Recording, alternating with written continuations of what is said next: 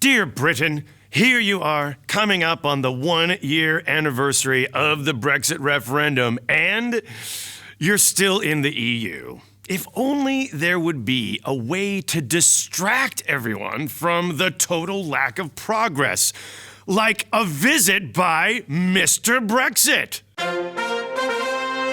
Who is the real Mr. Brexit? Donald Trump refers to himself as Mr. Brexit, but that's only because in Britain, his real name means Mr.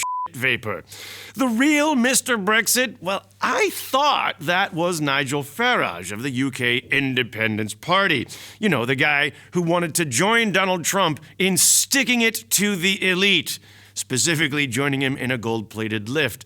For a moment, Nigel Farage was primed for greatness, at least by people who take tweets by Donald Trump seriously.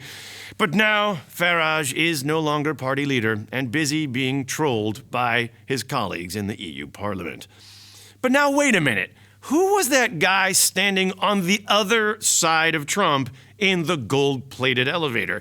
Could that be the real Mr. Brexit? I mean, what, does the guy have a lot of money? I mean, his name is Mr. Banks. So I thought I'd take a closer look at this man, Arron Banks, thanks to a profile that I read based on a big interview he did with the New York Times.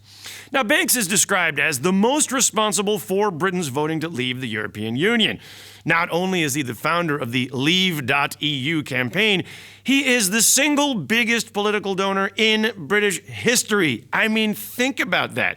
That must be a lot of money if he outspent names like Percy Chuzzlewit, Lionel Reeks Copperbottom, or Lord Simon Sassypants of the Suffolk Sassy Pants.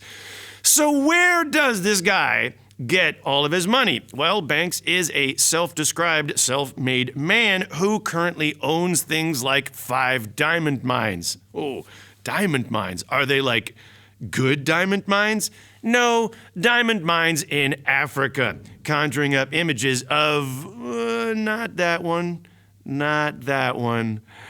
Yeah, that one. And by the way, what's it all for? Nothing. Even Banks admits that he thinks Brexit is doomed to fail. It's kind of a half-hearted revolution, typical British. So what brought all this on? Well, until 2014, Banks was in with the Conservative Party, but then he made the jump to UK independence.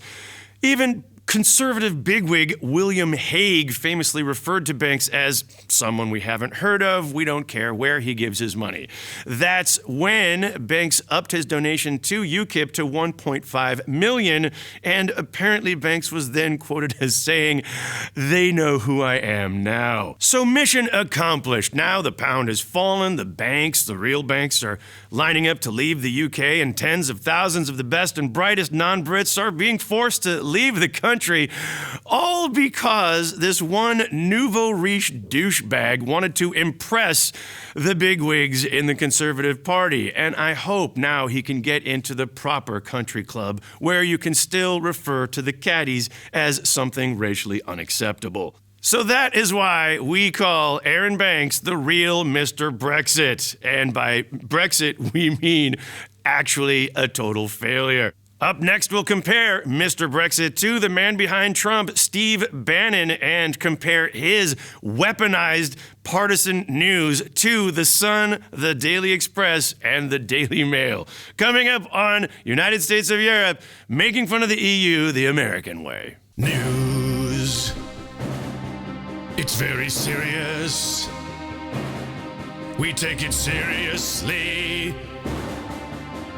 Seriously, here in the newsroom.